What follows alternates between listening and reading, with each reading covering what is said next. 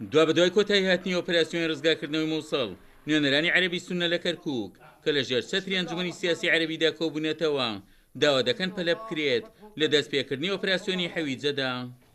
في الوقت الذي يبارك المجلس العربي في كركوك الانتصارات العظيمة لە کاتێکدا وەک ئەنجومەنی سیاسی عەرەبی پیرۆزبایی دەکەین لە سەرکەوتنە مەزنەکان کە بەرهەمی گیانی فیداکاری ڕۆڵەکانی عێراقا دوای گەڕانەوەی مووسڵ بۆ باوەژی عێراقیەکان و شکستهێنانی دەوڵەتی خوڕافەت لە عێراق داوا لە حکوومەتی عێراق و حکوومەتی هەرێمی کوردستان و هاوپەیمانانی نێودەوڵەتی دەکەین هەنگاوی جددیانە بگرنەبەر بۆ کۆنتڕۆڵکردنەوەی حەویجە. نوێنەرانی عەرەبی سوننە لە کەرکووک جەخت لەسەر پێویستی پەلەکردن لە ئۆپراسیۆنی حەویجە دەکەنەوە و بەشداریکردنی پێشمەرگەشت لە ئۆپراسیۆنەدا باوێنی سەرکەوتنی ئۆپراسیۆنە کە دەزانن من ضرورات مدينة كركوك وتحرير جنوب غربها.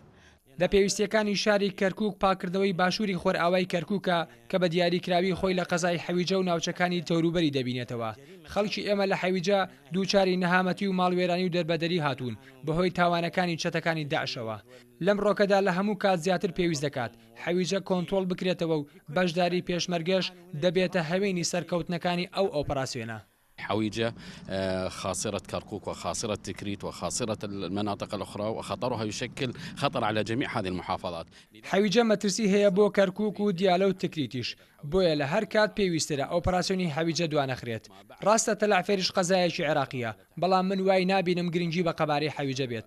دەخوازین ئۆپراسیۆنی حەویجە بەبێ بەشداری پێشمەرگە ئەنجام نەدرێت چونکە سەرکەوتنی گەورەیان لە باشووری کەرکووک بەدەستێناوە. دوای کۆتایی هاتنی ئۆپراسیۆن ڕزگارکردنەوەی مووسڵ عەرەبە سوننەکانی کەرکووک داوا دەکەن ئۆپراسیۆنی حەویجە دوانەخرێت و ڕەشی دەگەێنن.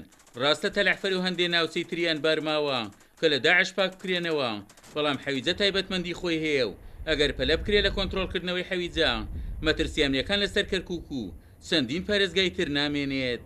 عومەر غەریب، کورسات نیوز، کەرکووک.